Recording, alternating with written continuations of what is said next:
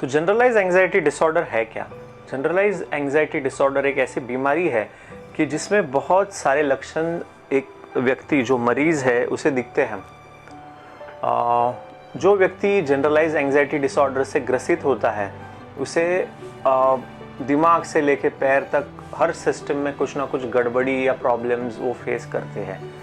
तो जैसे अगर दिमाग की या सर की बात की जाए तो उनको कंसंट्रेशन में डिफ़िकल्टी आती है, बहुत सी चीज़ों में फोकस करने में उनको प्रॉब्लम्स आते हैं, हमेशा सर में या दिमाग में तनाव बना रहता है।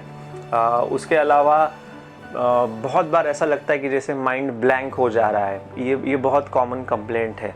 कुछ लोगों को सर में दर्द हमेशा रहना या कुछ लोगों को सर में अलग से ऐसी कुछ फीलिंग्स होना, ये भी जनरलाइज एंग्जाइटी डिसऑर्डर्स में आ सकता है। पर जनरलाइज एंग्जाइटी डिसऑर्डर का मेन जो लक्षण है वो ये है कि हमेशा वो पर्सन कोई ना कोई चिंता में रहता है, बहुत ज़्यादा वरी में रहता है और जो लिमिट से भी ज़्यादा होती है। इतनी चिंता करने जैसा उसकी लाइफ में कुछ होता नहीं है, पर जो मन है वो चिंता करना स्टॉप ही नहीं करता है। चिंता एक जैसी आती ही रहती है।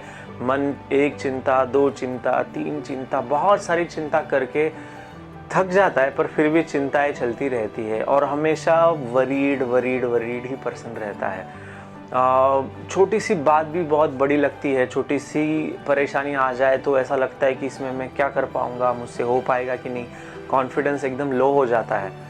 और ये किसी भी व्यक्ति को हो सकता है। कोई व्यक्ति जो बोलता है कि मैं बहुत स्ट्रांग हूँ, बहुत मजबूत हूँ, उस व्यक्ति को भी ये हो सकता है। तो ऐसा नहीं है कि ये जो स्ट्रांग लोग हैं उनको जनरलाइज एंग्जाइटी या उनको चिंता का बीमारी नहीं होता है। सो ऐसे काफ़ी लोग हमने देखे हैं जो बहुत स्ट्रांग है, जो बोलते हैं या जिनको समाज समझता है कि वो बहुत स्ट्रांग है, पर फिर भी उनको ये प्रॉब्लम होता है।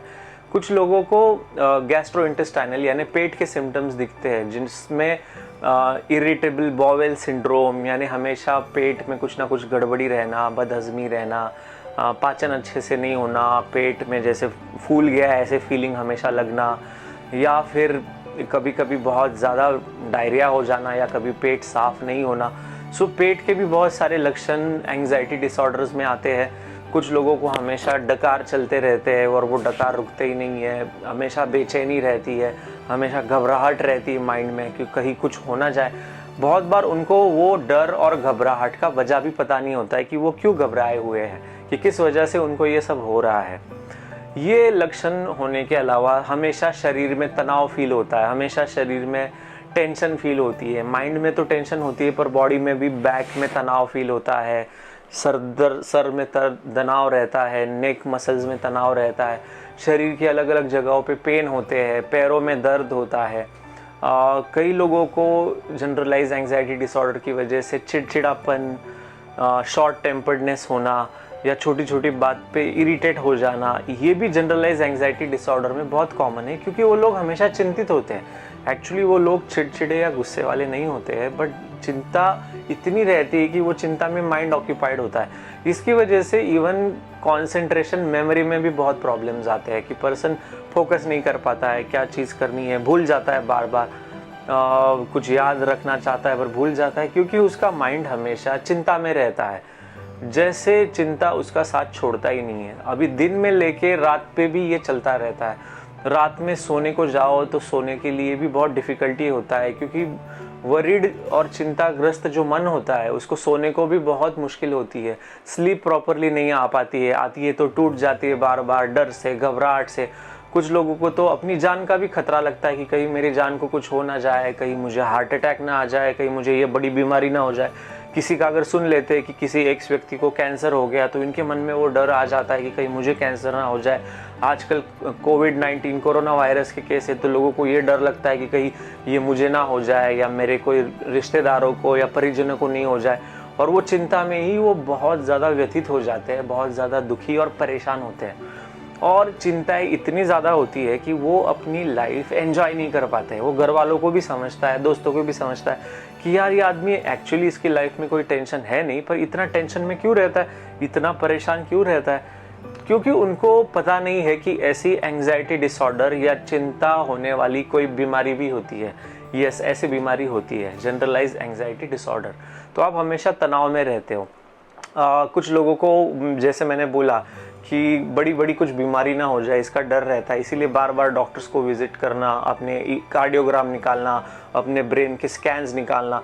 पेशेंट खुद ही बोलते हैं डॉक्टर हमारा स्कैन निकाल लो, लगता है कि हमें कुछ बड़ा बीमारी हो जाएगा, ऐसा तो नहीं हुआ है, वैसा तो नहीं हुआ है। और डॉक्टर कई बार बोलते हैं कि आपका सब सिस्टम नॉर्मल है, बट वो अंदर से बहुत हाइपर रहते हैं। टेंशन इतना बढ़ जाता है कि वो खुद ही ऑनलाइन, आजकल गूगल की वजह से ऑनलाइन खुद बीमारियां ढूंढते हैं। डॉक्टर मुझे ये बीमारी हो गई है, डॉक्टर मुझे वो बीमारी हो गई है।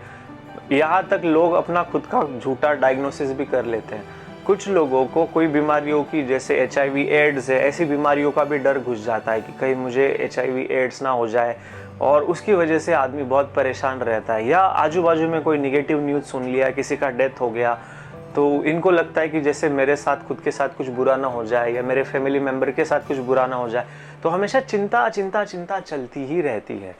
इसके अलावा और क्या सिम्टम्स दिखते हैं कि ये जो चिंता है, इसके साथ में बहुत ज़्यादा बेचैनी रहना, रेस्टलेसनेस रहना, उलझन होना, कुछ भी प्रॉपरली माइंड डिसीजन नहीं ले पाना, हमेशा डाउट रहता है कि मैं बराबर कर रहा हूँ कि नहीं, कर रही हूँ कि नहीं, हर चीज़ में डाउट रहता है कि ये बराबर होगा कि नहीं, भविष्य में कैसा होगा, सब ठीक होगा कि नहीं। और मोस्टली जो मन में उत्तर आते हैं, जवाब आते हैं, वो निगेटिव होते हैं कि कुछ अच्छा नहीं होने वाला।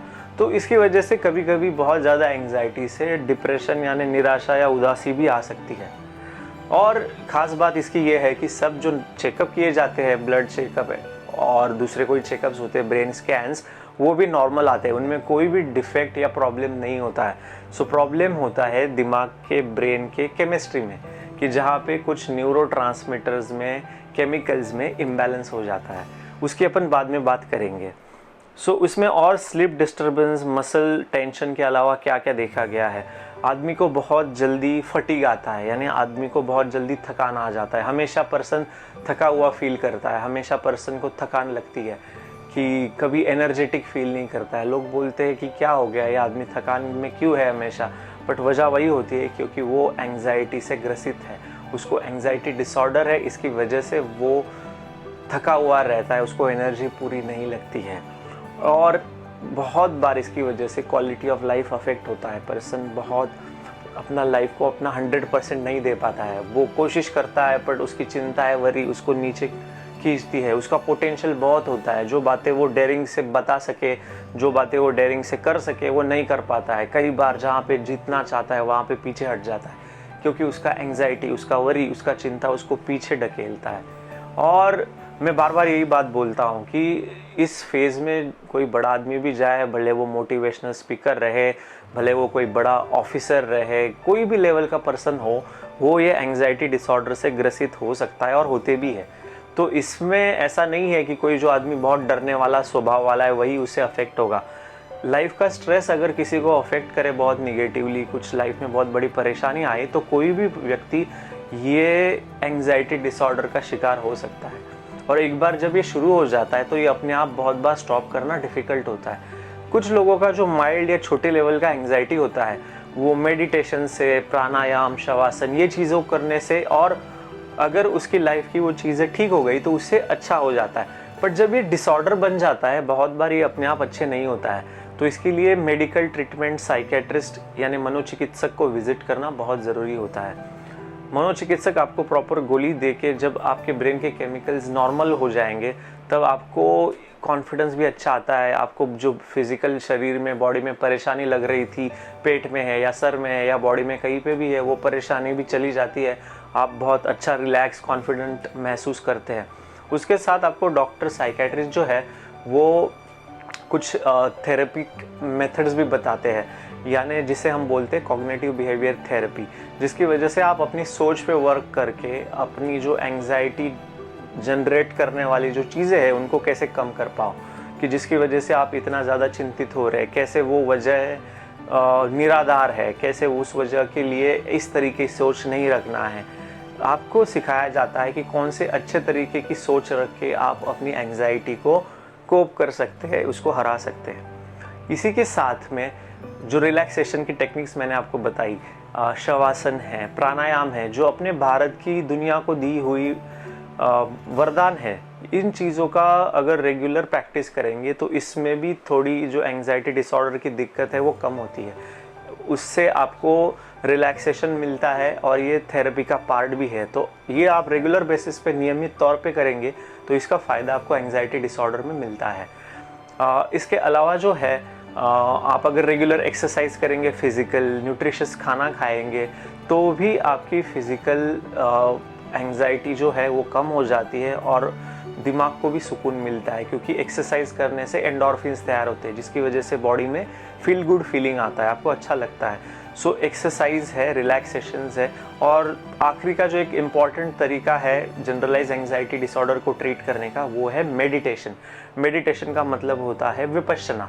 सो विपश्यना पहले आप ब्रीफ शुरू कीजिए। आपके जो मनोचिकित्सक है, आपके जो साइकोथेरेपिस्ट है, साइकियाट्रिस्ट है, उनकी सलाह पे ही आप ये शुरू कीजिए, क्योंकि कई बार अगर एंग्जाइटी डिसऑर्डर बहुत ज़्यादा है तो उसमें जनरली हम लोग मेडिटेशन अवॉइड करने को भी बोलते हैं, क्योंकि कई बार सिम्टम्स कई कॉम्प्लिकेटेड होते हैं और जब आप मेडिटेशन करने का ट्राई करते हो तो हो सकता है कि आपकी एंग्जाइटी और बढ़ जाए। सो ऐसे इसमें आप अपने जो मनोचिकित्सक है उनका सलाह लेके ही मेडिटेशन करो, ना कि आप अपने आप करने लग जाओ। और कोई चीज़ें अगर इसको एंग्जाइटी डिसऑर्डर को वर्स करता है, ख़राब करता है, वो होता है अपना हेल्प ना सीख करना, इस बीमारी को ना समझना। दूसरा बात है मद्य पदार्थों का सेवन करना, ड्रिंक, स्मोकिंग, जो भी नशा है वो एंग्जाइटी को, चिंता को, घबराहट को और बढ़ाता है।